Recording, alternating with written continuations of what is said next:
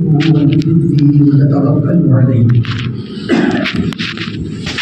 ونعوذ بالله من شرور انفسنا ومن سيئات اعمالنا من يهده الله فلا مضل له ومن يضلله فلا هادي له ونشهد ان لا اله الا الله وحده لا شريك له ونشهد ان سيدنا ومولانا محمدا عبده ورسوله اما بعد فأعوذ بالله من الشيطان الرجيم بسم الله الرحمن الرحيم يا أيها الذين آمنوا اتقوا الله وكونوا مع الصادقين آمنت بالله صدق الله العظيم وصدق رسوله النبي الكريم ونحن على ذلك لمن الشاهدين والشاكرين والحمد لله رب العالمين. معزز باوقار علماء ملت اسلامیہ، حفاظ کرام، محترم سامعین، السلام علیکم ورحمۃ اللہ تعالی وبرکاتہ۔ خطبہ مصنوعہ کے بعد جس آیت کریمہ کی تلاوت سے میں نے اپنے آپ کو مشرف کیا، تھوڑی دیر کے لیے عرض و معروض کا سلسلہ جاری کیا جائے، اس سے پہلے سرور کائنات فخر موجودہ دونوں عالم کے بانی کو مختار سید الانبیاء جناب احمد مصطفیٰ محمد مصطفیٰ صلی اللہ تعالی علیہ وسلم کی بارگاہ اقدس میں اپنی غلامی کا ثبوت دیتے ہوئے درود بارگاہ میں شریک ہو جائے۔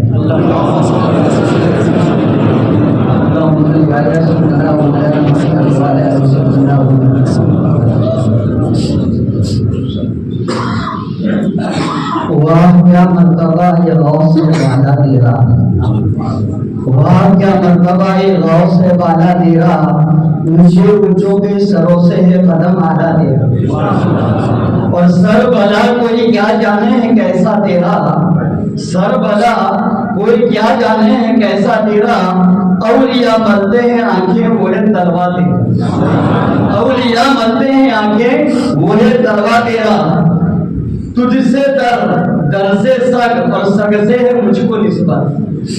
بریلی کے تاجدار فرماتے ہیں تجھ سے در سے سگ اور سگ سے ہے مجھ کو نسبت، دور میری گردن میں بھی رہے دور کا دورہ تیرا۔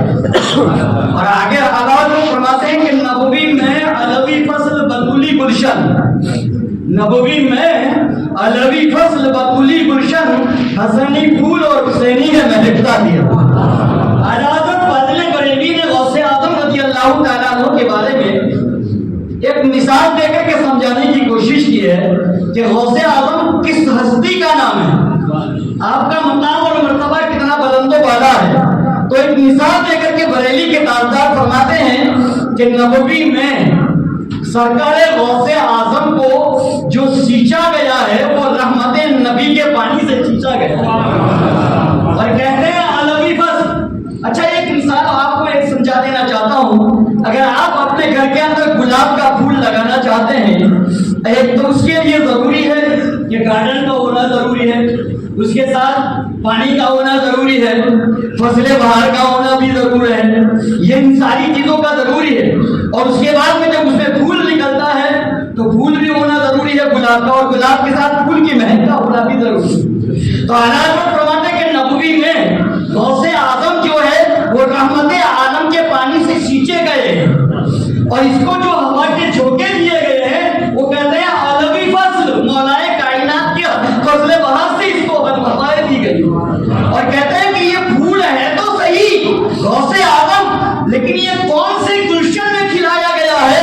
تو کہتے ہیں کہ بطولی گلشن، فاطمہ زہرا کے گلشن میں اس پھول کو کھلایا گیا، اور کہتے ہیں یہ پھول ہے تو صحیح جو فاطمہ زہرا کے گلشن میں ہے، لیکن یہ پھول ہے کس کا؟ تو بریلی کے تاجدار فرماتے ہیں حسنی پھول، یہ جو پھول ہے وہ حسن مصطفیٰ کا پھول ہے، اور اس پھول کے اندر جو مہک ہے تو وہ مہک کس کی ہے؟ تو بریلی کے تاجدار فرماتے ہیں حسینی نے مہکتا تیرا، اے غوث اعظم تیرے اندر جو اللہ نے مہک رکھی ہے وہ حضرت امام حسین علیہ مقام کے غوث اعظم رضی اللہ تعالیٰ عنہ کا اتنا بڑا مقام ہے۔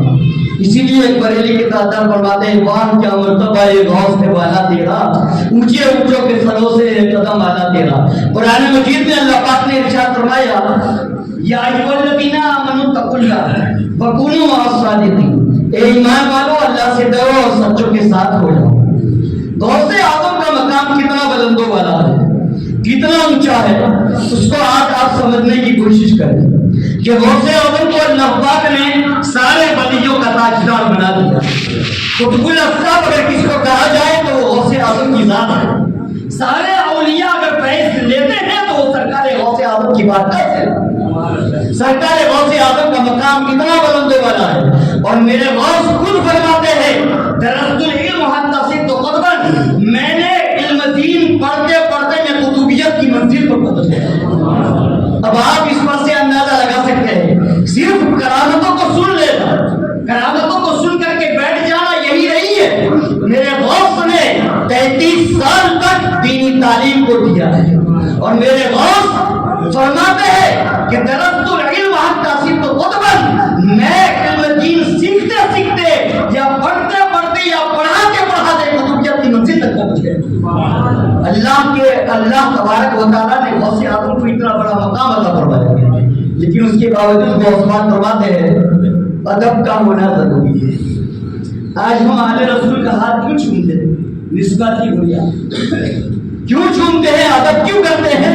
निस्बत की बुनियाद पर। उनकी लोगों में मोहम्मद अरबी का खून बह रहा है, वो आले रसूल है, इसीलिए हम उनकी इज्जत और उनका एहतराम करते हैं।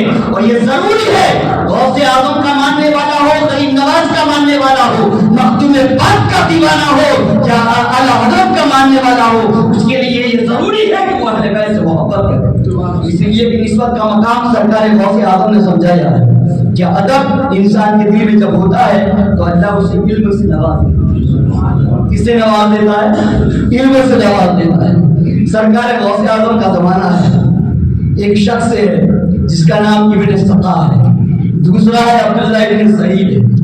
ये दोनों और सरकार गौसे पाक। आपके दौर में एक बुजुर्ग थे जिनका नाम मोहम्मद गौस था।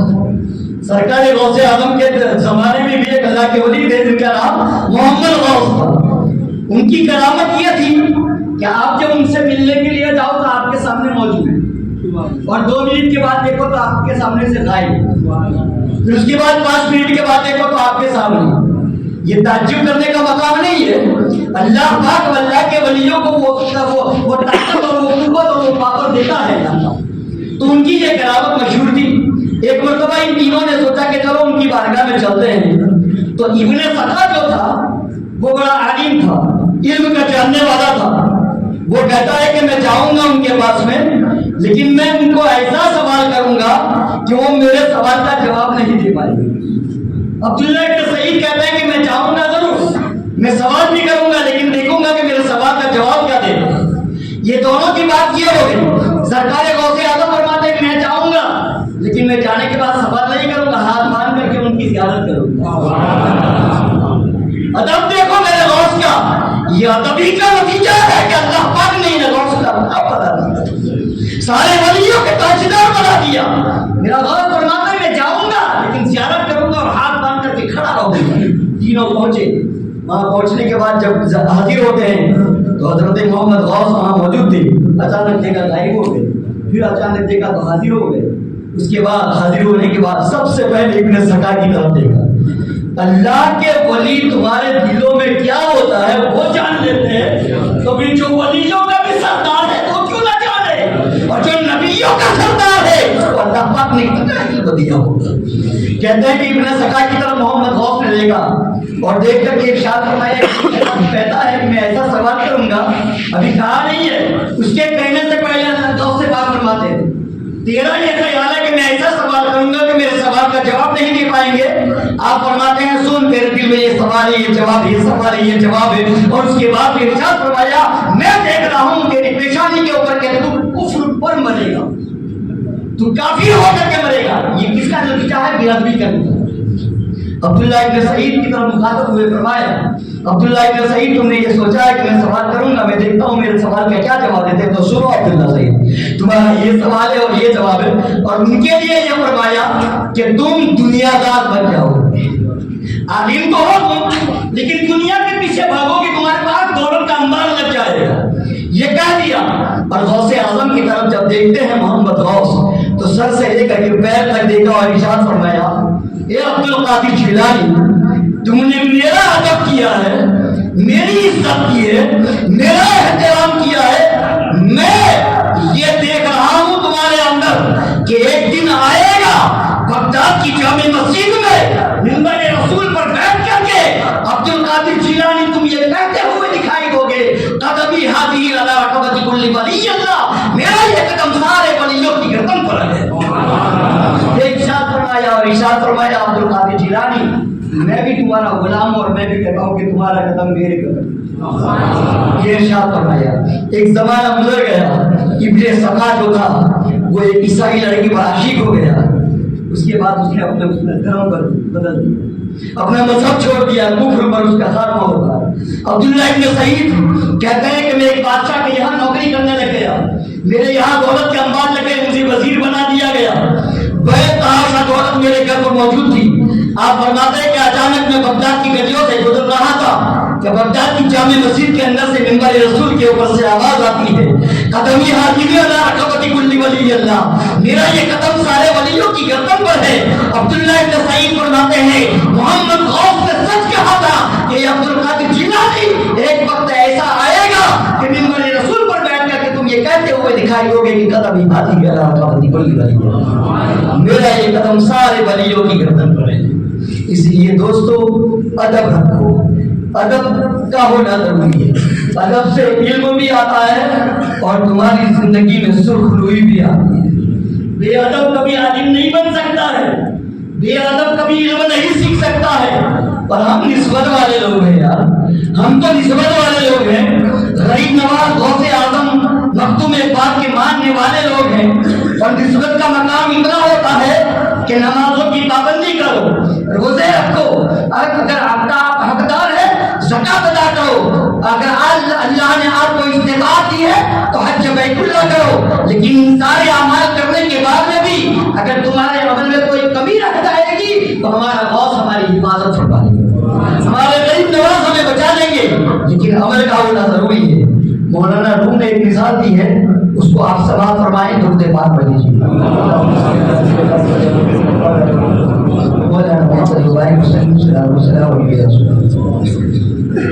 मौलाना रूम फरमाते हैं, उन्होंने मसनवी शरीफ में ये हिकायत लिख करके हमें और आपको एक नसीहत दी कि निस्बत वाले का मकाम कितना होता है और हमें कैसा होना चाहिए।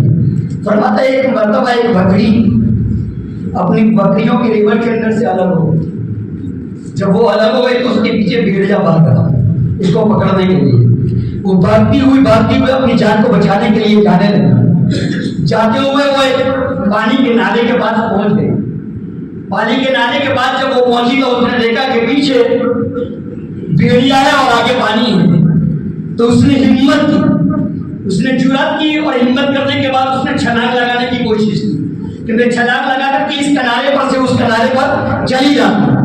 कहता है कि जब उसने छलांग लगाने की कोशिश की, जैसी उसने छलांग लगाई तो वो बीच पानी में गिर जाती, वो बीच पानी में गिर जाती।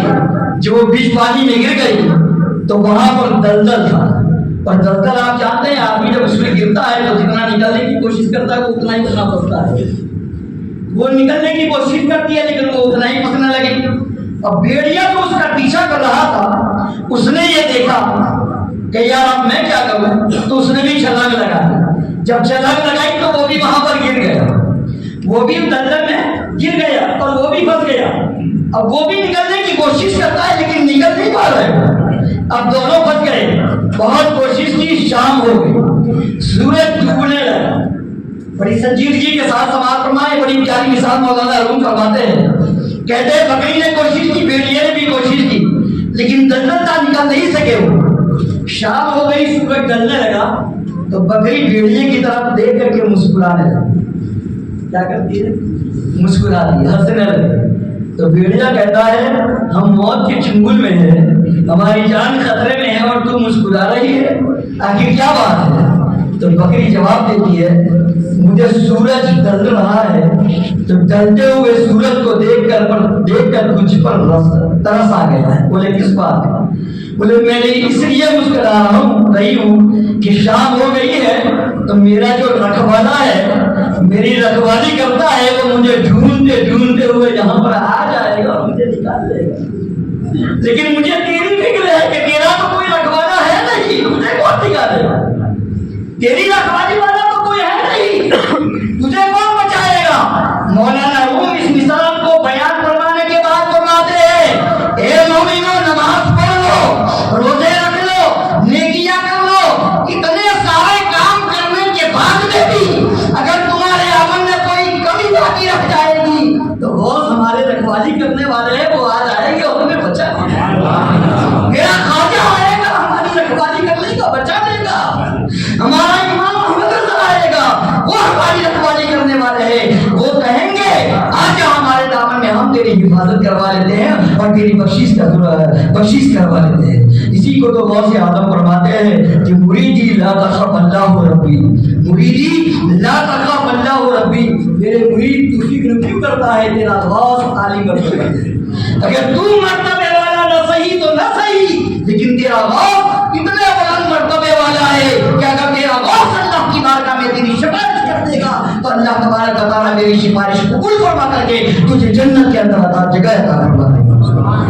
مریدی لا تخف اللہ ربی، سرکار غوث اعظم کا اتنا بڑا مقام ہے۔ ایک مقام پر بریلی کے تاجدار فرماتے ہیں وہ کیا دبے جس پہ حمایت کا وہ بچہ تیرا، شیر کو خطرے میں لاتا نہیں کتا تیرا۔ فرماتے ہیں وہ کیا دبے جس پہ حمایت کا ہو پنجا تیرا، شیر کو خطرے میں لاتا نہیں کتا تیرا۔ آپ کے زمانے میں ایک بزرگ تھے حضرت شیخ احمد، ان کا نام تھا۔ ان کی کرامت یہ تھی کہ وہ شیر پر سواری کرتے۔ کس پر سواری کرتے تھے؟ وہ شیر پر، اور ان کا جو چابک ہوتا تھا وہ سانپ کا ہوتا تھا۔ اچھا وہ ہر جگہ جائے، جہاں بھی جاتے تھے وہاں سب سے پہلے یہ کہتے تھے کہ میرے شیر کے لیے کھانے کا انتظام کرو، میرے شیر کے لیے کھانے کا انتظام کرو۔ ایک مرتبہ ان کے دل میں خیال آیا کہ چلو غوث کی بارگاہ میں جاتا ہوں، ان کو بھی میں اپنا مرتبہ بتا دوں کہ میں بھی کچھ ہوں۔ ان کے دل میں یہ خیال آیا، شیر پر سوار ہوئے اور سوار ہو کر کے وہاں چلے گئے، اور وہاں جانے کے بعد میں پیغام بھیجا، سرکار غوث کے پاس کھڑے ہو گئے اور آپ احترام کرتے ہوئے اندر باہر آئے، اور اس کے بعد ان کو اندر لے گئے، شیر کو باہر باندھ دیا ایک جگہ۔ اندر جانے کے بعد میں سرکار غوث اعظم رضی اللہ تعالیٰ عنہ سلام اس کی بات فرمایا پہلے ہمارے یہاں کا لنگر کھا لیتے۔ فرماتے ہیں پہلے ہم لوگ تو لنگر کھانے والے ہیں، یہ آج کا نہیں ہے، سرکار غوث اعظم کے زمانے میں بھی چلتا تھا۔ آج اگر کوئی تمہارے ذہن کو واش کرنے کی کوشش کرے تو آپ اس پر اپنے ذہن کو واش مت کر لینا، یہ تو آج کا طریقہ نہیں ہے، بہت پرانا طریقہ ہے۔ آج بھی جو لوگ بغداد میں جاتے ہیں ان سے پوچھو، آج بھی وہاں پر لنگر جاری ہوتا ہے، آج بھی لنگر جاری ہے۔ یہ طریقہ ہمارا کوئی نیا نہیں ہے دوستو، ہمارے غوث اعظم نے بھی یہ طریقہ اپنایا ہے اور غریبوں کی امداد کی ہے، کھانے کے ذریعے لوگوں کی مدد فرماتے تھے۔ حضرت شیخ احمد سے فرمایا کہ آؤ پہلے لنگر کھا لیتے ہیں۔ شیخ احمد کہتے ہیں کہ میں لنگر پہلے نہیں کھاؤں گا، پہلے میرے شیر کو کھانا کھلا دیں۔ بولے ٹھیک ہے، خادم کو بلایا، کہا کہ ایک اچھی موٹی سی جانور لے آؤ گائے، اور اس کے بعد اس کے کھانے کے لیے انتظام کر دو۔ تو اچھا موٹا تازہ سا مطلب جانور لایا گیا اور لا کر کے حاضر کیا گیا۔ جیسی استبل کے اندر سے جو گڑا تھا وہاں سے لایا گیا جانور، خادم لے کر کے آ رہا تھا، پیچھے پیچھے سرکار غوث اعظم کے دروازے پر پلنے والا ایک کتا تھا، وہ بھی یہ پیچھے ہو جاتا ہے، اور ہونے کے بعد میں جیسے ہی وہ شیر کے قریب گائے کو لے جاتا ہے، وہ کتا ایسا جھپٹتا ہے شیر کے اوپر کہ یہاں اس کی گردن کو اور گردن کو پکڑ لینے کے بعد اس کا جبڑا پھاڑ دیتا ہے، اور پھاڑ دینے کے بعد وہیں پر اس کو ختم کر دیتا ہے، وہیں پر ختم کر دیتا ہے۔ اسی کی ترجمانی بریلی کے تاجدار نے فرمائی ہے کہ وہ کیا دبے جس پہ حمایت کا ہو پنجا تیرا، شیر کو خطرے میں لاتا نہیں کتا تیرا۔ سرکار غوث اعظم کے دربار میں پلنے والا جو کتا ہے وہ بھی شیر کو خطرے میں نہیں لاتا ہے، اس نے بھی حملہ کر دیا۔ شیخ احمد سرکار غوث اعظم کی بارگاہ میں گئے اور جانے کے بعد عرض کرنے لگے کہ حضور معاف فرما دیجیے، میں نے سوچا یہ تھا کہ میں اپنا مرتبہ آپ کے سامنے بتا دوں، لیکن آج مجھے پتا چلا کہ آپ کے یہاں کی کتے کا یہ عالم ہے، آپ کے یہاں کے کتے کا یہ عالم ہے۔ تو جو لوگ یہ ہمارے شیروں سے ٹکرانے کی بات کرتے ہیں، ان سے پوچھو کہ ہمارے غوث اعظم کی کتے کا یہ حال ہے، تو اگر شیر کے سامنے ٹکراؤ گے تو کیا ہوگا؟ اس لیے دوستو ہمیشہ سرکار غوث اعظم رضی اللہ تعالیٰ عنہ کی تعلیمات پر آپ عمل کرو۔ سرکار غوث اعظم رضی اللہ تعالیٰ عنہ نے علم دین سیکھا تھا، اور آپ نے بغداد میں جا کر کے علم دین سیکھنے کے بعد ایک مدرسہ قائم کیا تھا، مدرسہ قادریہ۔ کیا قائم کیا تھا؟ مدرسہ قادریہ۔ آج ہمارا ذہن یہ بنایا گیا ہے کہ بچوں کو یہ کہا جاتا ہے کہ بھئی دینی تعلیم، دنیاوی تعلیم حاصل کرو، گریجویٹ بن جاؤ، ڈاکٹر بنو، انجینئر بنو۔ اس سے ہمارے اختلاف نہیں، ڈاکٹر بنانا چاہیے، انجینئر بنانا چاہیے، لیکن ساتھ ساتھ میں دین کی تعلیم کا ہونا دے۔ غوث اعظم نے ایک مدرسہ کھولا تھا، مدرسہ قادریہ۔ وہاں پر باقاعدہ بچوں کی پڑھائی کی تعلیم ہوتی تھی۔ بہت بڑا عالیشان سرکار غوث اعظم نے مدرسہ بنایا تھا۔ تو اس کا مطلب یہی ہے کہ سرکار غوث اعظم نے ہمیں اور آپ کو تعلیم دی ہے کہ ہمیں مدرسے کھولنے چاہیے۔ جو آج ہمارے ادارے ہیں ان کو آباد کرنے کی ہمیں اور آپ کو کوشش کرنی چاہیے، ان کا تعاون کرنا چاہیے۔ اور اللہ کے پیارے رسول نے ارشاد فرمایا ہے آخری دور میں دین کو پھیلانا ایسا ہو جائے گا کہ انسان کو چاہیے کہ وہ دینار اور درہم کے ذریعے اپنے دین کا پھیلاوا کرے۔ آپ دین کا کوئی بھی کام دیکھیں، ملت اسلامیہ کا جو بھی کام ہے، ہر کام کے لیے پیسوں کی ضرورت ہوتی ہے۔ آج ہمارے یہاں بہت ساری جگہوں پر مدرسے قائم کیے گئے، ہماری یہ ذمہ داری ہے، ہمارا یہ فریضہ ہے کہ ان مدرسوں کا بھی ہم خیال رکھیں، ان مدرسوں کی طرف بھی توجہ دیں۔ یہ بات صرف اس لیے چلتے چلتے آخر میں اس لیے کہہ رہا ہوں کہ میرے ساتھ میرے دوست محمد ایوب صاحب موجود ہیں، ایوب مولا صاحب، جن کو فاروقی آپ لوگ کے زیادہ تر کہتے ہیں۔ وہ اکثر و بیشتر دارالعلوم کے مدرسوں کا تعاون کرواتے ہیں اور جھنڈے کے لیے گھومتے رہتے ہیں۔ اور جب بھی میں یہاں پر آتا ہوں الحمدللہ میرے ساتھ میں ہی گھومتے پھرتے رہتے ہیں۔ تو ابھی یہاں جو آج پروگرام تھا تو انہوں نے مجھ سے ذکر کیا گیا کہ ایک مدرسہ ہے، مدرسہ مفتی اعظم، ان کے اندر سورت کے اندر وہاں پر للہ بھی پیسہ ہے اور زکوٰۃ بھی ہے۔ تو آپ تمامی حضرات سے گزارش ہے کہ آپ جاتے ہوئے اس مدرسے مفتی اعظم میں آپ تعاون کر دیں، زکوٰۃ کے طور پر، للہ کے طور پر، صدقات کے طور پر، جس طریقے سے بن پڑے سرکار غوث اعظم کی نسبت کرتے ہوئے آپ اپنے جیب کے اندر سے جو بھی آپ تعاون کرنا چاہیں ہمارے محمد ایوب بھائی کو آپ دے سکتے ہیں۔ اللہ تبارک و تعالیٰ اس کی آپ کو جزائے خیر عطا فرمائے۔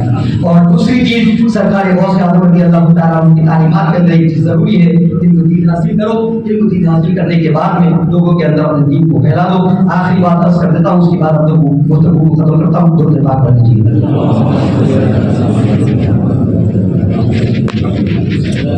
سرکار غوث اعظم رضی اللہ تعالیٰ عنہ کا مقام بہت بلند و بالا ہے۔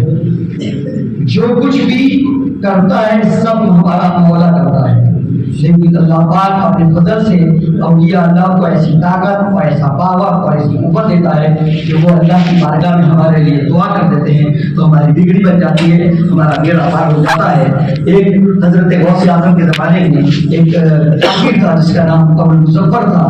وہ تجارت کے لیے شام کو جانا چاہتا تھا۔ اس زمانے کے بزرگ تھے حضرت حماد، ان کی بارگاہ میں ہو گیا تاجر کو آنے کے بعد کہنے لگا میں شام جانا چاہتا ہوں اور تجارت کرنا چاہتا ہوں، تو آپ مجھے اجازت دے دیجیے۔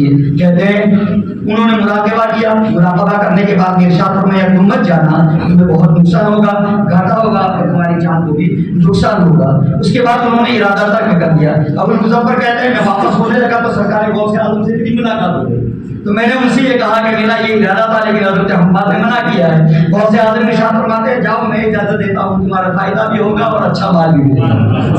غوث اعظم نے اب وہ شش و پنج میں پڑ گئے کہ حضرت حماد کہتے ہیں مت جاؤ، غوث پاک کہتے ہیں جاؤ، کہتے ہیں غوث پاک نے فرما دیا میں نکل پڑا۔ جب وہاں پر پہنچا تو وہاں جانے کے بعد اچھی تجارت بھی ہوئی۔ تجارت ہونے کے بعد یہاں فرماتے کہ میں نے اپنے جو درہم و دینار تھے اس کو ایک تھیلی میں بند کیا اور ایک جگہ پہ رکھا اور میں سو گیا۔ اور سونے کے بعد کیا دیکھتا ہوں کہ اچانک ایک قافلہ آتا ہے ڈاکوؤں کا، وہ ہمارے اوپر حملہ کرتا ہے، ہمارا سامان لوٹ لیتا ہے اور مجھے مار بھی ڈالتا ہے۔ اس کے بعد کہتے ہیں میری اچانک آنکھ کھل گئی۔ آنکھ کھلنے کے بعد میں دیکھا تو میں ہڑبڑا گیا، میں اٹھا اور اٹھنے کے بعد میں وہ پیسوں کی تھیلی لے کر کے میں بغداد پہنچا واپس۔ میرے پاس مال بہت زیادہ تھا۔